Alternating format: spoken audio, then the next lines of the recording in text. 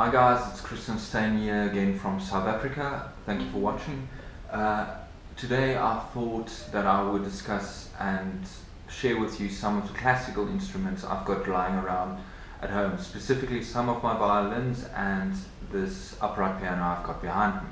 Now firstly, my first violin, or my first full-size violin, was this Yamaha violin. Now it's not the top of the range Yamaha classical violin you can get, but it is still quite a nice instrument, specifically when I started out in 1990s.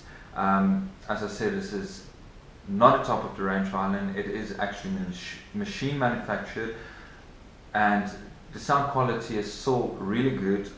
It has a slightly higher pitch than you would get from older type classical violins, but for when you're starting out, it's always good to go for something like this, and not a cheap entry-level violin. The fact that I went for the Yamaha is because it is more reputable, and actually I'm very happy with this violin and I still use it today.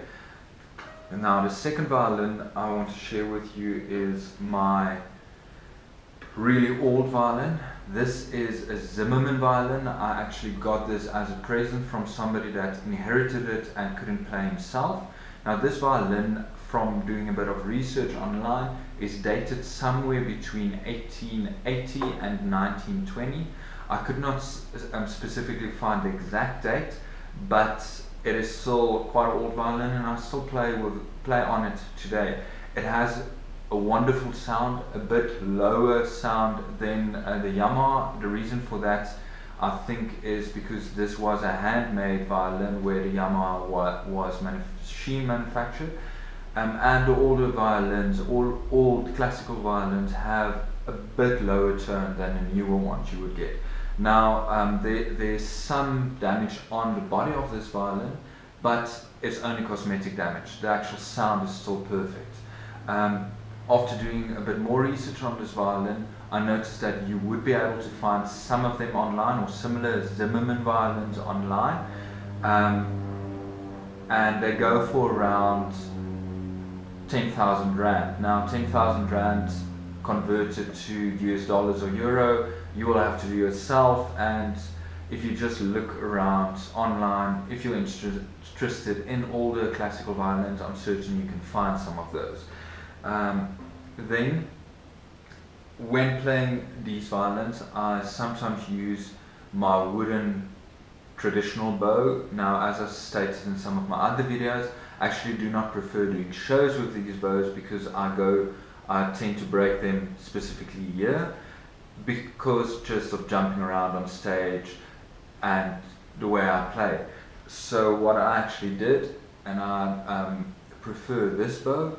It is a Glasser bow. I imported it from America through a company called Electric Violin Shop. It's a great online platform, especially if you're in a country or in an area where there's not a lot of proper violin music stores. You can go online. They export to a lot of countries. There's a lot of information and detailed reviews on the instruments they offer, and as I said, they specifically deal with violins and violin accessories. The Glasser bow was made, Glasser is a company that was formed in 1960.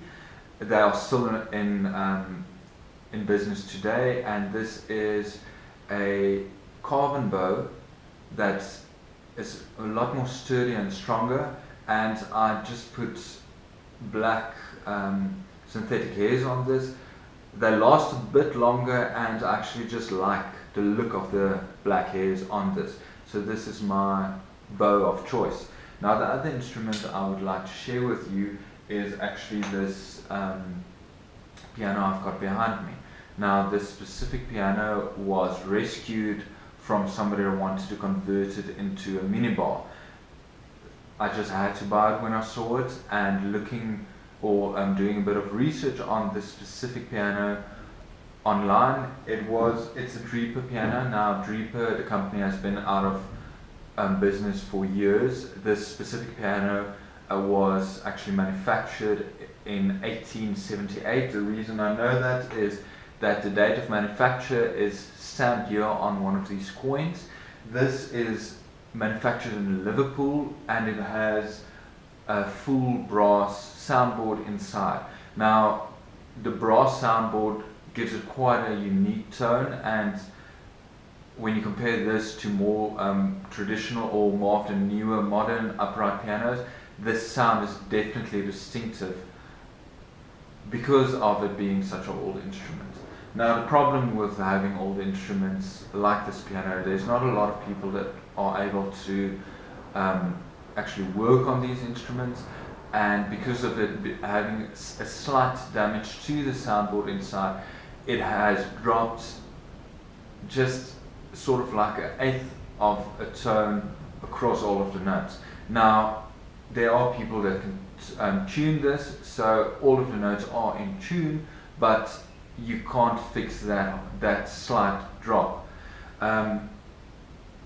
That said, there's nothing else wrong with this piano. I still use it to compose today, and I prefer playing on this when I just play around with new sounds, and then going to my studio using my digital piano, as you would have noticed in some of my other videos. It's Roland, and then putting down the music on that. Also when I perform, I would use my digital piano because you can't really move this.